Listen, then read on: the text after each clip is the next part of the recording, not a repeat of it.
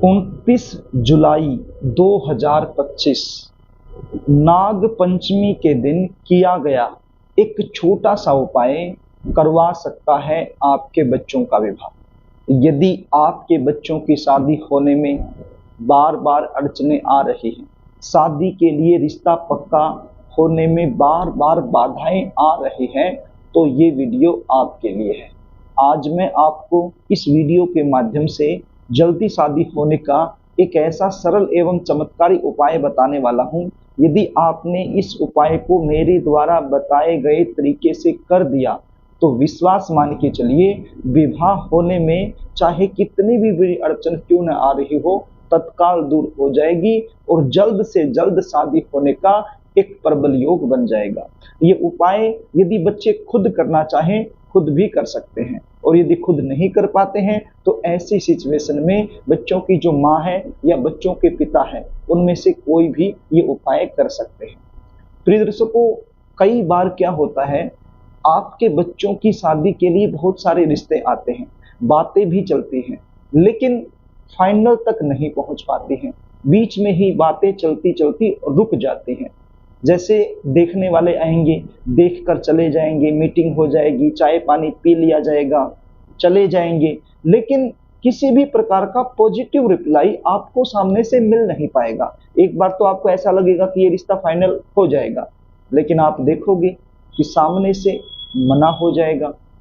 कुछ ऐसे रिश्ते आएंगे जो आपके लेवल के ही नहीं है, आपको पसंद ही नहीं है, तो सीधी सी बात है, आप अपनी तरफ से मना करते रहोगे। और कोई ऐसा रिश्ता जो आपके लेवल का है, आपके बच्चे भी खुशी खुशी वहां करना चाहते हैं, तो वो रिश्ता सामने से पक्का नहीं हो पाएगा।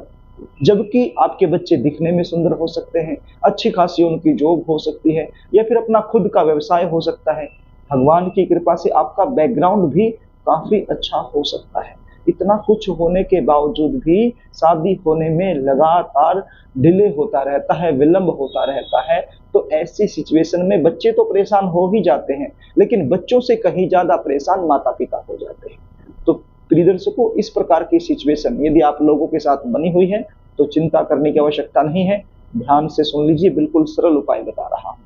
उपाय बताऊं इससे पहले आपसे निवेदन करना चाहूंगा, यदि आप चैनल पर नए हैं और अभी तक आपने इस चैनल को सब्सक्राइब नहीं किया है, तो मुझसे लगातार जुड़े रहने के लिए अभी इस चैनल को सब्सक्राइब कर लीजिए और बेल आइकन को भी प्रेस करके रखिए, ताकि हमारी आने वाली जो भी नई वीडियो है वो आपको आसानी से मिलती रहे।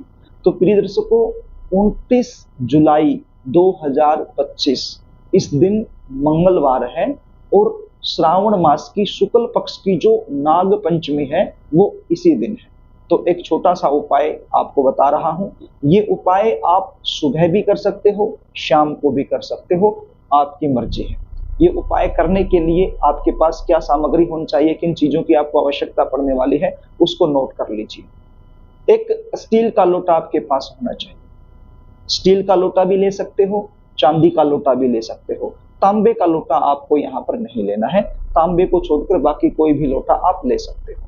अब इस लोटे में सबसे पहले आपने गंगा जल डालना है। क्या डालना है? गंगा जल डालना है। और उसके बाद इसको बिना गर्म किया हुआ जो कच्चा दूध होता है उसकी सहायता से इसको भर लेना है। अब मान लीजिए आप शहरों में रहते हैं, तो शहरों में शायद पैकेट का दूध आपको मिलेगा, तो पैकेट का दूध से भी आप इसको भर सकते हो, क्योंकि पैकेट का दूध ठंडा होता है, गर्म नहीं करना है, ठंडा दूध होना चाहिए, तो वो आप उसके अंदर भर सकते हो। और यदि आप गांव में रहते हो तो गांव में तो मिल ही जाता है, बिना गर्म किया हुआ दूध आसानी से कच्चा दूध मिल जाता है। तो इस लोटे को आप भर लीजिए और इसके अंदर थोड़ा सा पीले रंग का चंदन भी डाल लीजिए। लगभग 1 चम्मच के आसपास पीले रंग का चंदन आप इसमें डाल लीजिए। और ये पीले रंग का चंदन कहाँ से आपको मिलेगा? जहां से पूजा का सामान मिलता है वहां से आपको आसानी से मिल जाएगा। और यदि आपके घर में पहले से ही रखा हुआ है तो उसको भी आप प्रयोग में ले सकते हो। और लगभग 1-2 चम्मच चीनी के दाने आप इसमें डाल सकते हो, या फिर मिश्री दाना भी इसमें डाल सकते हो, ताकि ये मीठा हो जाए। इसको अच्छे से मिक्स कर लीजिए। और क्या चाहिए? एक नाग नागिन का जोड़ा आपके पास होना चाहिए, चांदी का या फिर तांबे का।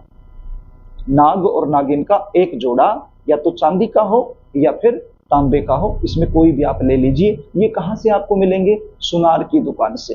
सोना चांदी की जो दुकान होती है वहां से आपको आसानी से मिल जाएंगे। तो एक जोड़ा नाग नागिन का आप ले आइए, कोशिश कीजिए चांदी का लेने की। यदि चांदी का नहीं मिलता है तो फिर आप तांबे का ले सकते हो, इसमें कोई दो मत नहीं। अब ये नाग नागिन का जो जोड़ा आपने लिया है, इसको आप कलावे की सहायता से आपस में बांध लीजिए। अब मान लीजिए ये एक नाग, ये नागिन, इनको दोनों को इस प्रकार से पकड़िए और पकड़ने के बाद कलावा उसके ऊपर इस प्रकार लपेट दीजिए ताकि ये आपस में बंध जाए। अब कलावा आप 3 बार भी लपेट सकते हो, 5 बार भी लपेट सकते हो, 7 बार भी लपेट सकते हो, वो आपकी मर्जी है।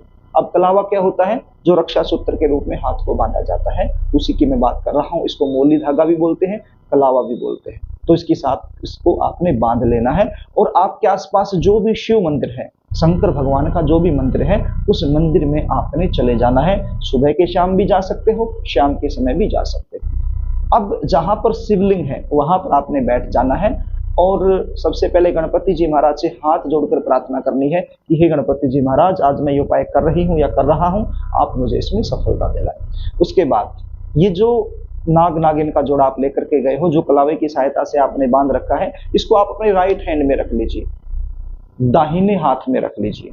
और दाहिने हाथ यानी राइट हैंड में रखने के बाद थोड़ा सा दूध जो आप लोटे में लेकर के गए हो, थोड़ा सा दूध भी आप इस हाथ पर रख लीजिए और एक संकल्प कीजिए। अपना नाम बोलिए, अपना गोत्र बोलिए और ये उपाय आप किसके लिए कर रहे हैं उसका नाम भी बोलिए। सपोज कीजिए आप बच्चों की माता हो, मतलब आपका बेटा हो सकता है, आपकी बेटी हो सकती है, जिसकी शादी में अड़चने आ रही हैं, तो उनकी शादी के लिए आप कर रहे हो। तो आपने सबसे पहले तो अपना नाम बोलना है कि मेरा नाम ये है और मेरा गोत्र ये है, ठीक है। उसके बाद जिसके लिए कर रहे हो, बेटा है या बेटी है, उसका नाम बोल देना है और गोत्र तो पता ही है, जो आपका गोत्र है वही उनका गोत्र है, तो गोत्र भी बोल देना है। और फिर मनोकामना बोल देनी है कि उसकी शादी में जो अड़चने आ रही हैं वो दूर हो जाए, इसलिए मैं ये उपाय कर रही हूँ, ऐसे बोल देना है। और यदि आप बच्चे खुद हैं, चाहे लड़का हो या लड़की हो, तो अपना नाम बोलना है, अपना गोत्र बोलना है और अपनी मनोकामना बोल देनी है। और उसके बाद ये जो नाग नागिन का जोड़ा है, ये आपने शिवलिंग के पास रख देना है। अब शिवलिंग के पास जब आप रख रहे हो इसको, तो इस प्रकार से रखिए कि इनका जो मुख है, नाग नागिन का जो मुख है वो उत्तर दिशा की तरफ हो जाए और आपका मुख भी उत्तर दिशा की तरफ ही होना चाहिए, या फिर पूर्व दिशा की तरफ होना चाहिए, या फिर ईशान दिशा की तरफ होना चाहिए। इस प्रकार से आपने बैठ जाना है और नाग नागिन का जो जोड़ा है उसका जो मुख है वो उत्तर दिशा की तरफ होना चाहिए। और इस प्रकार से रखिए कि जब आप शिवलिंग पे ये दूध अर्पित करेंगे, तो जब शिवलिंग पर दूध अर्पित करें तो दूध का कुछ भाग यानी कि दूध के कुछ छींटे वगैरह है वो इन नाग नागिन के ऊपर भी गिरते रहे। इस प्रकार से आपने रख लेना है। उसके बाद ये जो दूध है लोटे के अंदर, ये आपने शिवलिंग पर धार बना देनी है, धार के रूप में अर्पित कर देना है, अपनी मनोकामना बोलते हुए, मन ही मन में अपनी मनोकामना बोलते हुए। और एक छोटी सी पतली सी धार बना करके पूरा जल आप शिवलिंग पर अर्पित करते रहिए। शिवलिंग पर जब जल गिरेगा तो उसके कुछ छिंटे या कुछ भाग उसका नाग और नागिन पर भी गिरता रहेगा। पूरा जल अर्पित करने के बाद हाथ जोड़ करके शंकर भगवान से, मां पार्वती से आपने शीघ्र विवाह होने के लिए प्रार्थना करनी है और 2 मंत्र यहां पर आपने बोलने हैं। 2 मंत्र बोलने हैं। देखिए, यदि मंदिर में भीड़ है, आप शिवलिंग के पास ज्यादा समय तक नहीं बैठ सकते हैं, तो फिर आप ये अर्पित करने के बाद, मनोकामना बोलने के बाद आप यहाँ से उठ सकते हो, किसी दूसरी जगह पर भी जाकर बैठ सकते हो, किसी दूसरे कोने में जाकर बैठ सकते हो, जहां पर जगह है तो वहां पर भी आप बैठ सकते हो। और 2 मंत्रों का जाप आपने करना है। पहला मंत्र क्या है? ओम नमः शिवाय, ओम नमः शिवाय, ओम नमः शिवाय। 108 बार आपने इस मंत्र को बोलना है। यदि माला है तो माला की सहायता से एक माला आप कर लीजिए, और यदि माला नहीं है तो उंगलियों पर इसको गिन लीजिए। उसके बाद दूसरा मंत्र क्या है? ओम सर्पेभ्यो नमः, ओम सर्पेभ्यो नमः, ओम सर्पेभ्यो नमः। इस मंत्र का भी आपने 108 बार बोल देना है। एक माला इसकी कर देनी है, और माला नहीं है तो उंगलियों पर आपने इसको बोल देना है।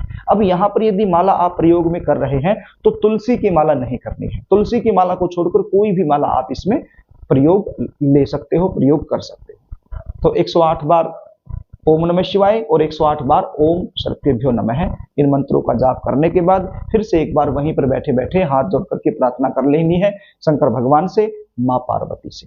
प्रिय दर्शकों, जन्म कुंडली के अंदर विवाह में देरी कब होती है? जब शनिदेव का प्रभाव या फिर राहु केतु का प्रभाव सप्तम भाव या सप्तम भाव के स्वामी के साथ बन जाता है, तब वो देरी होती है। तो ये राहु कौन है? ये सर्प ही राहु है। शंकर भगवान के गले में जो सर्प है वो राहु है, और ये जो नाग पंचमी का दिन है ये राहु और केतु को शांत करने का बड़ा ही सुनहरा मौका होता है, क्योंकि जितनी भी नेगेटिविटी होती है वो राहु और केतु की वजह से ही आती है। जितनी भी अड़चने होती हैं, जितने भी बनते हुए काम रुकते हैं, वो राहु और केतु की वजह से ही ज्यादातर होते हैं। तो इसलिए ये उपाय करने से बड़ा ही आपको अच्छा लाभ मिलने वाला है। जो भी अड़चने विवाह में आ रही थी वो दूर होने वाली है। तो ये छोटा सा उपाय इस प्रकार से आप नाग पंचमी के दिन कर सकते हो। यदि आप जानना चाहते हो कि शादी कब होगी, कौन से साल में होगी, कौन से महीने में होगी, कैसे परिवार में होगी, शादी के बाद का जीवन कैसे रहने वाला है, जीवन साथी कैसा मिलने वाला है, कौन सी दिशा में शादी होने की संभावना है, यदि इस प्रकार की जानकारियां आप मुझसे लेना चाहते हैं तो आप स्क्रीन पर दिए गए व्हाट्सएप नंबर के जरिए अपने बच्चों की जन्म डिटेल लिखकर मेरे पास भेज सकते हो, और जन्म कुंडली का साइंटिफिक तरीके से सटीक विश्लेषण करके एक एक जानकारी बारीकी से मुझसे जान सकते हो। जन्म कुंडली देखने की हमारी फीस होती है, वो फीस आपको पे करनी होती है, उसके बाद संपूर्ण जानकारी आपको दे दी जाती है।